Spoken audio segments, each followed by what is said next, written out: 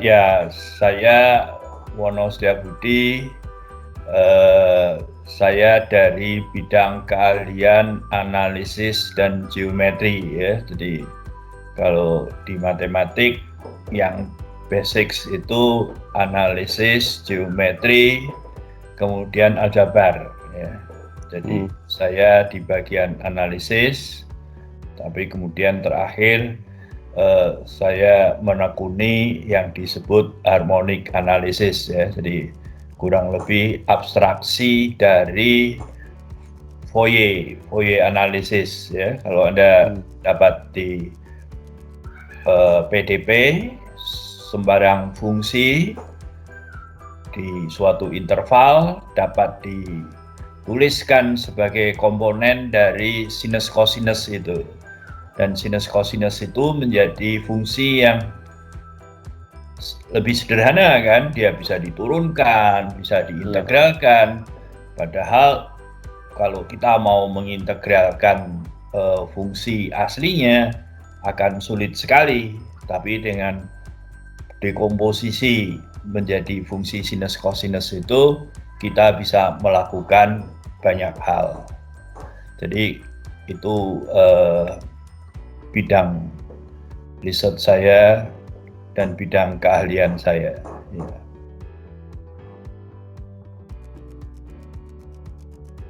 Jadi saya dari suatu kecamatan di dekat Semarang, 1 jam dari Semarang, namanya Weleri. SD, SMP, kemudian SMA di Semarang, di Loyola. Kemudian saya sebetulnya pernah kuliah di Parahyangan, sipil, tapi waktu itu ya agak tidak cocok lah gitu. Kemudian saya pindah ke matematik ITB, S1 lulus 82, kemudian S2 84, terus saya 87 itu ke Amerika, sekolah di University of Illinois at Urbana-Champaign ya, di 180 mile selatan Chicago. Situ saya mengambil doctoral degree yaitu di bidang several complex variable itu. Ya.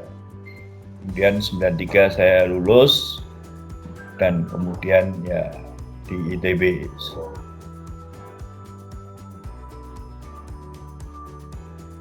82 saya sudah jadi dosen. Murid-murid saya yang sekarang itu ya Pak Hendra Gunawan, itu saya, Pak Edi Tribaskoro itu juga murid saya. Ya kalau Pak Mukhlis, saya jadi asisten Pak Mukhlis di tahun berikutnya. Saya memberi istilahnya Pak asistensi tutorial gitu. Juga Pak Iwan Pranoto. Ya. Jadi Anda tahu bahwa saya sekarang adalah orang ketiga tertua di matematika ITB. Ya.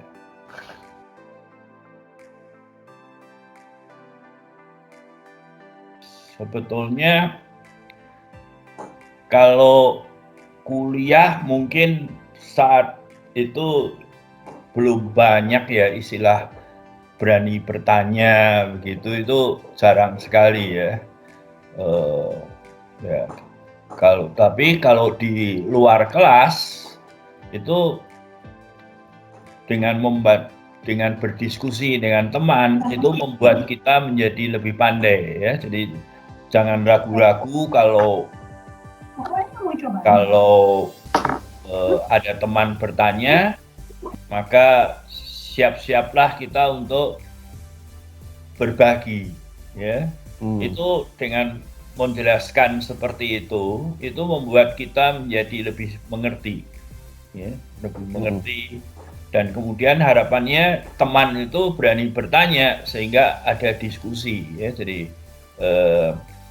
kalau bisa kan belajar itu tidak satu arah saja, kita terima begitu saja ya. Di matematik itu kuncinya adalah kata David Hilbert, kita itu harus bisa menjelaskan kepada ya, bisa diinterpretasikan seperti itu, bahwa kita bisa menjelaskan kepada siapapun juga yang bertanya mengenai suatu matematik. Kalau kita bisa menjelaskan, artinya kita sudah mengerti dengan baik. Gitu. Saya melihatnya mahasiswa sekarang jauh lebih pandai ya. Jadi di keinginan seperti berapa tahun yang lalu ya, saya mengajar geometri diferensial, banyak orang yang a priori dengan ilmu itu, tetapi banyak juga yang bisa ya, yang bisa melakukan itu. Jadi saya kira kita harus bisa ya sebagai mahasiswa, jangan mengatakan oh saya suka ini, maka saya bagus, saya tidak suka ini maka saya tinggal. Saya kira tidak begitu ya. Anda nanti bekerja juga akan mengalami hal-hal yang tidak disukai. Ya, tetapi tidak bisa dilepas, harus tetap berusaha. Nah, kuncinya adalah ya Anda harus mengatakan bahwa saya harus bisa dengan cara belajar itu. Ya, dengan belajar. Nah, jangan mungkin perbedaan yang saya lihat di sini dengan di luar itu adalah banyak orang yang di sini hanya sekedar menghafal ya. Jangan, matematik itu harus sampai mengerti kita. Karena itu matematik itu kan proses oleh orang ya. Jadi hasil dari matematik itu kan tidak seperti ya maaf kitab suci itu kan cetak sekali jadi gitu. Kalau matematik kan tidak, mengalami perbaikan, edisi berikutnya baru. Jadi buatan manusia. Jadi kita harus bisa mengerti, tidak sekedar hanya menerima saja gitu kan ya. Ya dengan matematik itu kalau ke luar negeri nanti juga akan sangat dibutuhkan ya, semua di luar negeri itu argumentasinya semuanya pakai matematik, kuantitatif sekali ya, Iya, Pak. di ekonomi, bahkan di ilmu sosial, musik dan lain sebagainya.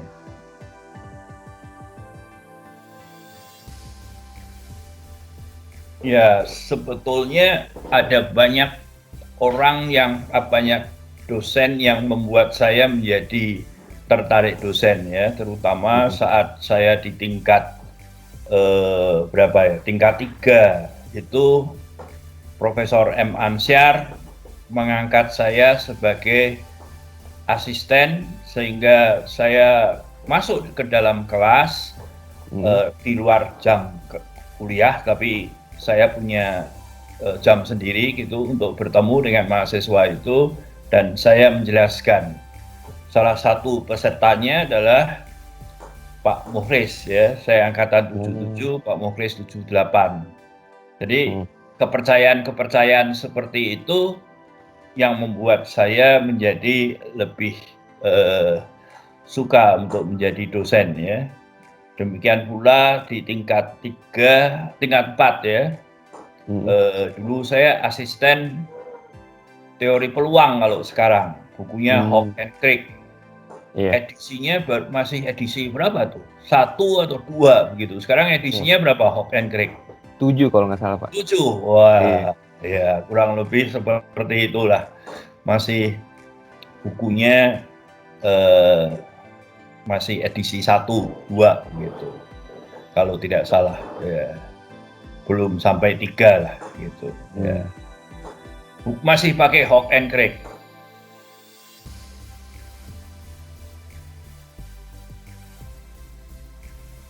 Jadi kelompok di saya itu adalah hal yang dasar untuk matematik yang berkaitan dengan alam. Ya, jadi alam itu kan kita tahu dipengaruhi oleh dapat disajikan dalam bentuk persamaan diferensial dan lain sebagainya kan. Nah, keilmuan di saya itu adalah memberikan basics, dasar dari persamaan diferensial itu.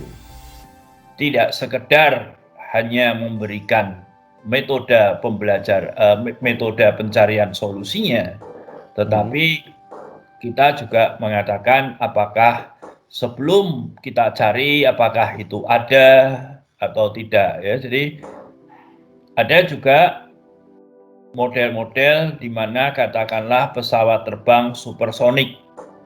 Nah, itu kan mengakibatkan persamaan diferensialnya itu koefisiennya tidak lagi kontinu. Nah, dalam hal tidak kontinu, solusinya tidak akan bisa diselesaikan hanya dengan menggunakan seperti yang sudah Anda pelajari di S1. Nah, apakah eksistensinya solusi itu ada atau tidak? Nah, itu perlu kepandaian, keterampilan dari bidang analisis dan geometrik itu. Ya, jadi ada banyak hal fenomena-fenomena alam yang dapat disajikan dalam bentuk persamaan diferensial, integral. Nah, semuanya itu basics-nya, dasarnya adalah di keahlian analisis geometri. Ya. Nah, sekarang juga tidak hanya sekedar alam, tapi peristiwa-peristiwa stokastik itu juga nanti bergantung kepada keahlian analisis dan geometrik ya, dari khususnya namanya teori ukuran itu, measure theory itu. Ya. Jadi bidangnya sangat luas. Ya. Begitu.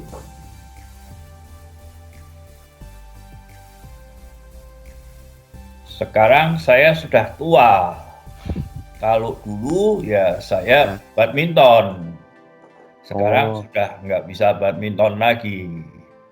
Jadi dulu sebetulnya bagus di ITB itu. Ada kejuaraan badminton antar dosen dan karyawan ya.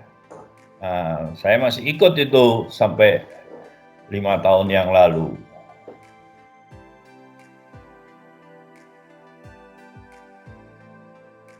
Ya, refreshing ya, datang ke himpunan, cerita banyak. Sekarang kamu tidak punya kesempatan ya.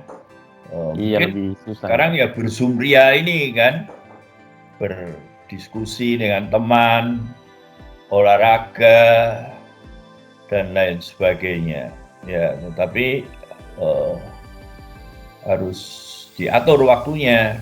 Ya, jadi harus ya tugas utamanya tetap belajar kan. Iya Pak. Ya, sekarang saya kira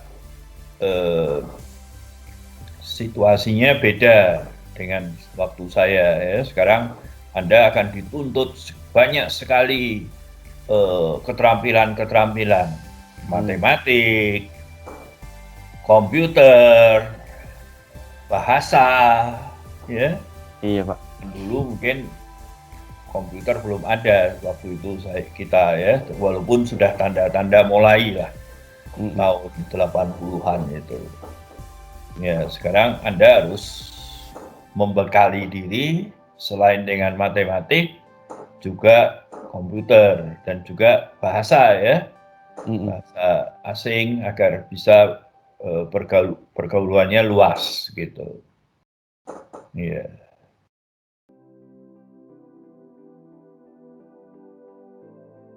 Zaman itu tentu saja ya Rudi Hartono ya.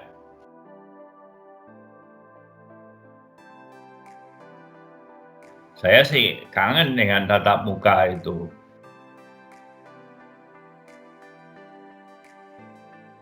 Saya itu kan kalau kuliah sebetulnya lebih banyak mahasiswa saya minta untuk maju, untuk menjelaskan gitu.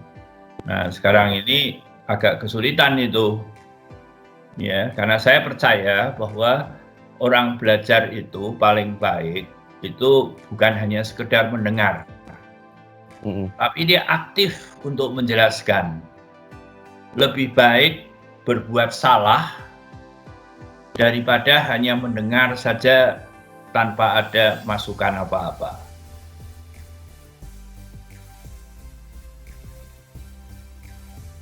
Wah ya, sekarang banyak yang kehilangan, yaitu diskusi itu ya, tempat belajar ya. Zaman dulu waktu gedung matematik itu di sana ada tempat belajar bersama. Nah, jadi ada tempat belajar bersama ya, saya kira itu perlu ya. Sekarang nggak tahu itu. Kalau saya lihat di himpunan tidak banyak ya yang ini ya, yang mahasiswa yang berkumpul di situ. Ya perlu apa ya, di masa pandemik begini ya yang bisa dilakukan hanya nambah ilmu ya, bergaul dengan teman susah, ininya hanya dengan menggunakan Teams atau Zoom ya. Sekarang itu kan banyak sekali Anda bisa belajar dari berbagai universitas ya. Iya Pak. For free ya, Coursera itu banyak kan ya. Iya, manfaatkanlah waktu-waktu itu. Ya, ya sekarang Anda bisa belajar dari mana saja kan ya. Ya tentu saja kalau saya anjurkan matematik, komputer, dan bahasa, ya kan.